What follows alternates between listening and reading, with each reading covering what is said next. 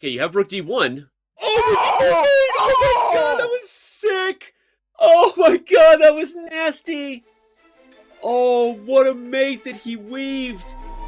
In their 2018 World Chess Championship match, Magnus Carlsen took an early draw against Fabiano Caruana in a favorable position in the final game, famously indicating a strong belief in his chances in tie breaks and speed chess against Caruana.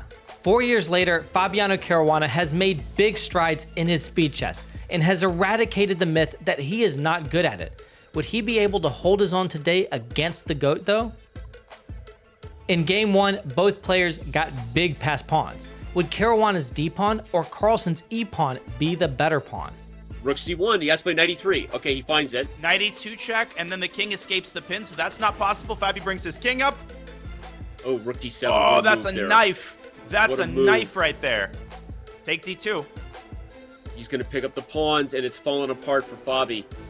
Totally winning now, but only 4 seconds chances. for Magnus. This is blunderable, man. This is blunderable. 100%. Knight takes f5, tries to capture. No, but just take an e7. Yeah, this is over. Here comes the queen. Yeah, rook c8, rook d8. Man. You got problems here. You got problems here. Unreal. What a game 1. In the next game, Carlsen showed a winning recipe that he would try to deploy many times in the match. 1, get a small edge, and 2, just keep pressing, utilizing each move and each second on the clock to create problems and eventually crack resilient defense from Caruana. Look at Magnus. Oh my gosh, he's making progress. Easy. He's just going to push it to C3. Oh, he allowed rook d1. H1 was now mate. C3 is over. Rook d2 coming. Here comes rook That's d2. it. That's it. Magnus. Goodbye. Magnus doing what he does better than anybody in the world, which is convert on these small advantages. Caruana defended a pawn down position in game 3, ultimately holding a draw with only kings remaining. In game 4, it was Carlsen's turn to defend 3 pawns down. He's down 3 pawns, and I think it's going to be a draw. Amazingly, game 5 also reached a draw with only kings remaining. That was 3 games in a row that were played to the very end. Game 6, though, was never destined for peace, as the players reached an endgame with racing rook pawns in mutual time trouble. White had just a little bit of an opportunity there, but again, if Fabi misses this one, he'll be shaking his head as we head to the next game. Get ready for it, because Fabi looking for a way to get his knight around. Now he's worse again, and Magnus might promote his pawn. Bishop d5. What a move. Now Magnus pawn. back in the driver's seat. Make a move, Magnus. We got to move. 1 second. One second. My god. Oh my god. Oh my god. Oh my god. He's Who's winning? Magnus is winning. He's going to go knight c3 and knock the bishop away. Unbelievable. Oh my god, Fabi played f5 in panic. He had nothing else to do, and it's over. Oh my god. Carlsen put on an absolute clinic in the 7th game, smoothly converting a positional edge, and a draw in game 8 ended the 5+1 time control with Carlsen leading 6-2 with 4 wins and 4 draws. When would Caruana get his first win? Carlsen opened the 3+1 time control with a queen sack, And Magnus goes for it. but Fabi responded well, and he was better according to the engine. Carlsen had a fortress, but as time trouble set in, the game took on an eerie resemblance to his famous Game 6 win from the World Championship match against Jan Nepomniachtchi. What is going on? 5 seconds, 4 seconds. Rookie Oh four. my This should gosh. be a draw. This should be a draw. I don't know. I don't He's know that playing either for a player win. wants a draw. No, Carlsen is definitely the one playing for a win here. Definitely. I agree. Given the time if scramble. you go c5, there's queen g1 though, picking up the pawn. Here comes g5. He just gives up the pawn. Oh no. King d7. It's gonna be over. This is just like Carlsen Nepo, and he's just pre-moving. Wait, it's back to maybe a perpetual check? No. No, No there's way. just no way you can. No way. No more checks. That's it. And the knight next to the king, putting on a clinic. A chaotic draw in the second 3+1 game preceded possibly the finest endgame ever played in the Speed Chess Championship. If it gets any way in, black will be losing. If this bishop can somehow get it. Oh, and I just Bingo. thinking of any way in. Look Bishop at takes g5. g5. Danny, the idea is HG. Bishop takes g5. Holy smokes, my brain is exploding. FG, F6. And the Dear pawn promotes. God, And Bishop takes Caruana g5. can't believe it. you have to play bishop d8. And then h6, breaking through again, and suddenly white's got plenty of winning chances. And you could What? play h6 at your leisure. Can Fabi build some sort of fortress here? King g7, e4, king g6, and Fabi can move his king. That's big because if you the take the bishop on d4, the pawn promotes. It might be a draw. Huge move. I think he's holding it. I mean, Carlsen's going to try to get his king back to f4, I think. Yep. Now the And e4 pawn has gone too far. Okay. It should be a draw objectively, but I think Magnus is going to pull through. King c5. King c5. It's over. The king goes to d5, you push to c6, and you force the bishop trade. It's a winning king and pawn ending. Not C5, even close. Not C5, even C6, bishop close. This might have been the most unbelievable game of the match, Danny. Seriously. This needs to be studied by everybody who wants to learn something about chess after the match. A stabilizing draw preceded another clean pawn-up conversion for Carlsen. And while the next game saw Caruana get a big edge early, Carlsen still turned things around, and he picked up another endgame point before chaos ensued in the next time scramble. He's got 2 seconds, though, Magnus. He's got to move quickly. He might lose on time trying to mate him. He's weaving his tentacles around Black's king, bishop g5, and if the king goes to f5, there's f3 and g4, and it's over! f3 and g4, bishop g5 with mate. No way! Bobby has to give up the exchange. It's over. Oh my He's done it gosh. again, and he might still get mated on e4. Yeah. Oh, he's pre-moved gf. Okay, you have rook d1. Oh my god, that was sick! Oh my god, that was nasty! Oh, what a mate that he weaved!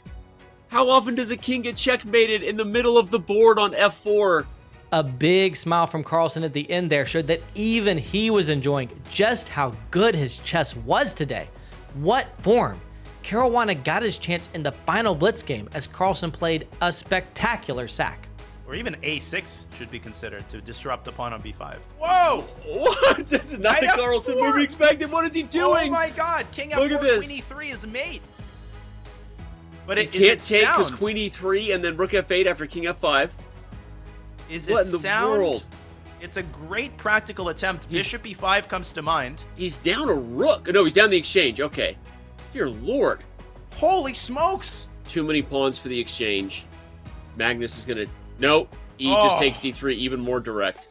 Queen f3 check. Oh, At wow. minimum, it's over. Rook e5, rook f1, mate! Mate! What A fork! It's not even fair. You can't even This lose is- the pawn because rook f1 would have been mate. This is just absurd. 13-3. Carlsen led by 10 and had not lost a game. Could he deliver an undefeated Speed Chess Championship victory? Carlsen opened the bullet time control with a convincing win in the first game, but game 2 was even more impressive as he decided things in just 19 moves by trapping Caruana's bishop. Do you think it would be an exaggeration? And I don't mean to beat a dead horse here. You know, we pointed out many times how great Carlsen has played. I don't want to keep repeating myself, but do you think it's fair to call this one of the greatest match performances of all time? The third game was an absolute mess. The eval bar was swinging all over the place as Carlsen was forced to sack a piece. Oh my Now god. the eval bar is swinging. We're The h-pawn swinging. is running. We're swinging now. We got our blunders. Oh, h4's falling in the end. Queen a... Not quite. Not quite. How is Carlsen doing this? He's still alive. He's pushing the h-pawn and he's winning after queen God! h5. This is... No! f7's Rook falling. f7. Rook f7 wins. Oh, he had rook He missed f7. it. He missed it. Rook f7 ended the game, but now, Now Fabi's turned it back around a little bit. not quite. I think queen g8 ends it. Oh my... No, he can No, take with the it knight. doesn't. Rook h6. Knight d5. Okay, look out for queen c6 and discover checks. No, the h4 And look came out with for check. rook takes c6 was a threat 1 there. second. Now queen takes h8. Oh my god! he Queen wins h8 again. for g8 and Fabi's just like, I'm freaking tired of this. This is My heart was crazy. pounding too. Ladies and gentlemen, I am Oh beyond my words, gosh. beyond speech, beyond everything right now. A beautiful shot closed out bullet game number 4. Queen f2 Knight even g4 wins. check. Knight g4 check first even. Oh my gosh, Magnus does it again. The 5th game was another Carlsen clinic as he stole a pawn, stole all of the squares, and won convincingly. But the 6th bullet game had an even bigger wow factor in which the final position perfectly conveyed the level of domination that Carlsen had been displaying all match long. Yeah, and look at this. Rook Look at a5 this, and you mate! can't stop checkmate. Oh! I gotta get out of here. I'm getting out. I gotta get out of here. Bye. Bye, This guys. is- That was now 10 consecutive wins for Carlsen, and he was not done yet as he racked up an 11th win in the next game. Caruana finally got chances to press in an endgame in the following one. Okay, he's going to take d5 this way. Just be careful. Don't blunder the rook on a1. I think you were right that... He should have traded queens. He's going to lose the pawn now, Danny. He has queen d7. Oh. But right? then... Rook c7? I guess... Yeah, rook c7. Oh, my lands! He's holding. No way! He freezes the king, though. This is just a theoretical draw. Oh, my gosh. You can't make any progress. Dude, the presence of mind from Magnus there, I swear he plays these endgames like he has the table base memorized. With time dwindling, Carlsen found chances and tactics in the next endgame position. Oh, because a2, bishop, sorry, I missed bishop c3 to a1 blockade. Oh, he has b5, rook takes d6 and bishop b4. Oh my god, he does it again. Okay, Fabi has one more game, one opportunity. Mom spaghetti. Fabi. Carlsen's smile showed he knew exactly what the score was. And with 50 seconds left, he needed only not to lose the next game with black to secure the most dominant Speed Chess Championship match victory in history. Caruana was not out to make things easy though, as he picked up Carlsen's d-pawn. Oh, rook a2 and the king is cut off again. Yeah, he's holding the king in a cage. It's the and same if d6, you can even just play king f6. Or rook d2. Yeah. Or rook d2. Yeah, it's a draw. It's official, folks. Just hold it. f6. I don't know about d6, but that does... Even so, the rook can't afford to go for the h-pawn because the a-pawn will queen, so... Okay, that does let the king out. Oh, Bobby doesn't take it. Oh, because there'll be checks by the rook. So I think we officially have a draw. King f2, rook h1. It's official. Repetition is happening. And that's it, everyone. We have made history here. Oh. Magnus Carlsen. Oh, my God. 22-4. Undefeated. An absolutely amazing and unprecedented performance from the GOAT, Magnus Carlsen. Only Hikaru Nakamura has also had an undefeated SCC victory, his match against Hui Fan.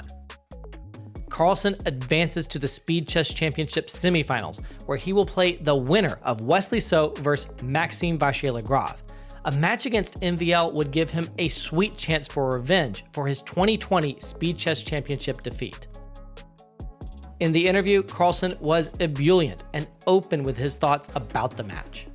There were some positions that I wasted where I was winning, but generally, when you don't lose, you don't tilt, and that helps quite a lot.